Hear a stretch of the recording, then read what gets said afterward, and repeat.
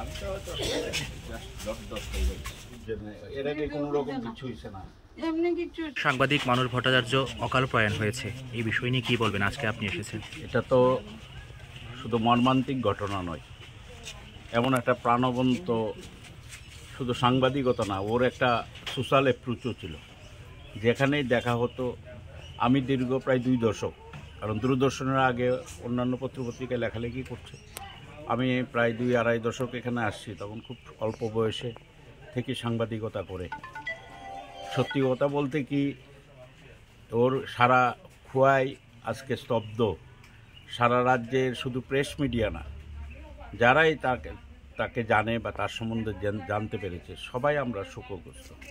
আমি কলকাতায় ছিলাম, সঙ্গে সঙ্গে মধ্যরাত্রিতে আমি যোগাযোগ করেছি, তখন সে অবস্থা ছিল না যে পরিবারের সদস্যের সঙ্গে কথা বলা।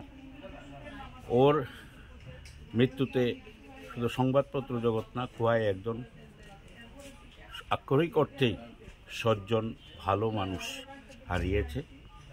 আমি আজকে তার পরিবারকে, তার মা আছে, স্ত্রী আছে, 2টো বাচ্চা আছে, সান্ত্বনা দেওয়ার মতো আমাদের ভাষা নেই। আমি ওর বাড়িতে এসেছি। আমরা আগামী দিনে এই পরিবারটার পাশে থাকব। আমাদের স্থানীয় কার্যকর্তারাও খুব সক্রিয়ভাবে এই ঘটনায় তাদের পরিবারের পাশে দাঁড়িয়েছেন। ওরাও মেনে নিতে পারছে না। আমি ওর, সত্যি কথা বলতে কি, আমার কোনো ভাষা নেই ওর পরিবারকে সান্ত্বনা দেওয়ার।